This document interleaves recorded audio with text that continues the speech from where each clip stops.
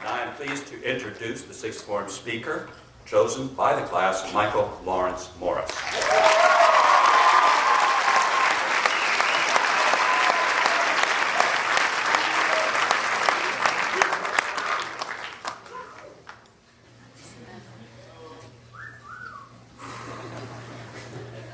Good morning. I just wanted to say in advance to all of you, you're welcome. After this speech, you will all be thanking me for changing your lives forever.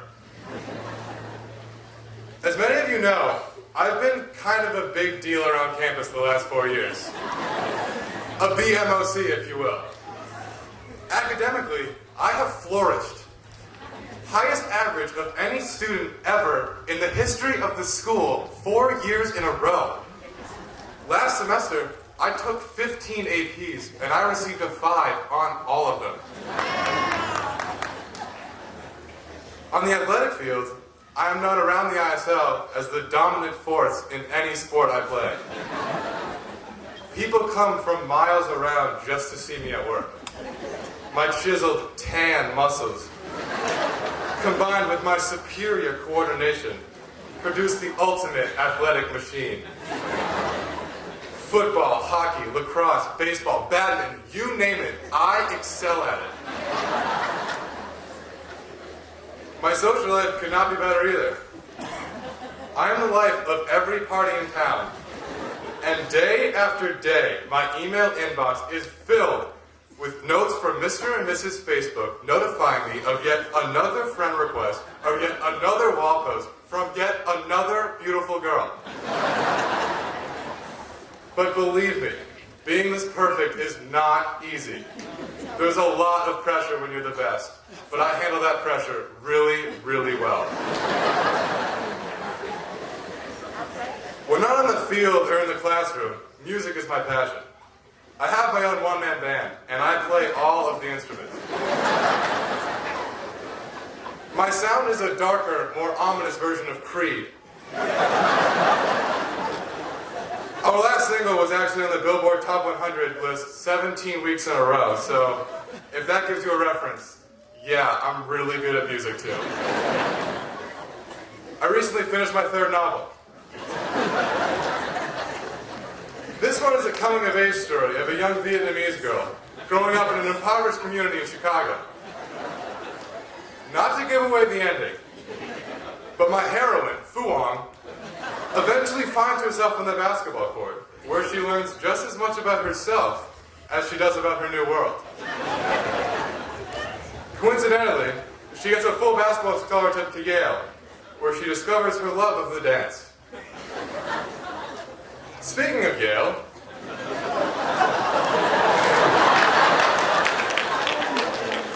I will be taking my athletic, literary, and musical talents with me to any Ivy League school of my choice. I haven't actually decided yet, but they all gave me an extension because I am that awesome. I will be majoring in music with a minor in poetry to help me with my lyrics writing. And I plan on graduating in 2 years. After graduation, I think I'll join the Peace Corps and write poetry as I solve the problems of the developing world, and then I will write a rock opera about it. Eventually, I will end up settling down somewhere in the south of France with a supermodel named Victoria, who will run a posh boutique hotel while I rip off bestseller after bestseller until we save enough money to move to the countryside and buy our own vineyard. That's me, Mike Morris. I've got it all figured out. The only problem with this little dream of mine is that nothing I have said about myself up to now has been true. Like a lot of you, I don't have anything figured out. Academically, I have maintained the same decent average for 4 years. My athletic career has made my dad wish that he had another daughter.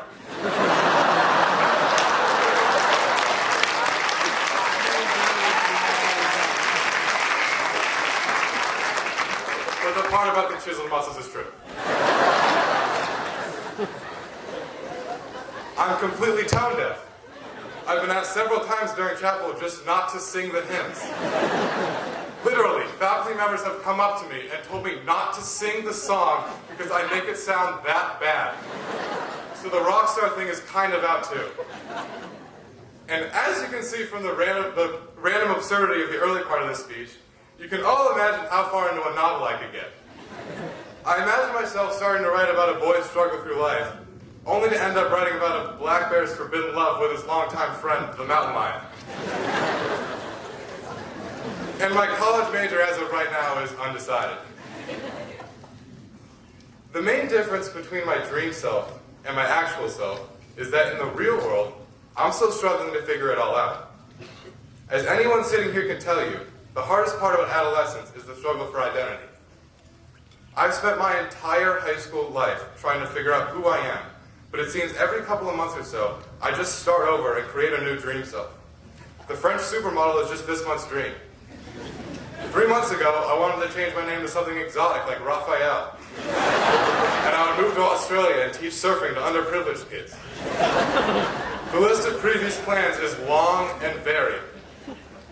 I have met students who seem to know their purpose in life, but frankly, I haven't found mine yet. No particular strength of mine stands out, and that makes me fear that I'm just like everyone else. Normal. Would being normal be the worst thing in the world? No. But as I sit here with my whole life ahead of me, I can't help but think that there's more to me than that, as I'm sure a lot of you feel as well. I hear about these people who drop out of college to become a rodeo rider, or who sell all of their possessions to live life by the chi, and I am in awe of their fearlessness, but I don't share it. But as much as the unknown scares me, a future that is planned out for me is even scarier. I'm only allowed a few more years of this childhood optimism about my life before my parents actually make me get a job, so I might as well take advantage of it while I can, right? So maybe there's another way to look at my current aimlessness. My lack of a plan for the future just means that my canvas is blank. For those of you graduating today who fear the future like me, let's choose to take solace in the fact that we still have the ability to shape our lives the way we want. And for those of you who know exactly what you want to do, congratulations. But don't plan it out too carefully, because there always might be an unexpected fork in the road that can make your life a lot more interesting. Remember how much time you have before you have to be an adult. Take the next few years and try to find out who you are, not who you think you should be. Find out what your dream life is, what your band name would be. Think about what people will say at your funeral. Make it easy for people to identify you as you. When Roy Orbison, a famous musician, was asked what he wanted to be remembered for, he replied simply, "I just want to be remembered." Me too. I have tried everything that any high school kid could possibly try to be cool. I have worn jean jackets, bell-bottom pants, waxed my eyebrows, shaved my chest. I have tried everything. I have tried everything the cool kids did, and nothing worked. The best thing I can ever do for myself is to realize who I am and then figure out what makes me cool. Finding an identity is one of the hardest things an adolescent can do. We are the constant recipients of judgment and criticism, and people delight in telling us to be a certain way. But I think I've got this much figured out. Don't be afraid of the unknown, and don't be scared to be different. Bob Dylan once said, "All I can do is be me," whoever that is. Take your cue from him. The number one gift you can give anyone is simply to be yourself. Use the years ahead of you to find out who that is, and the whole world will be thankful. You're welcome.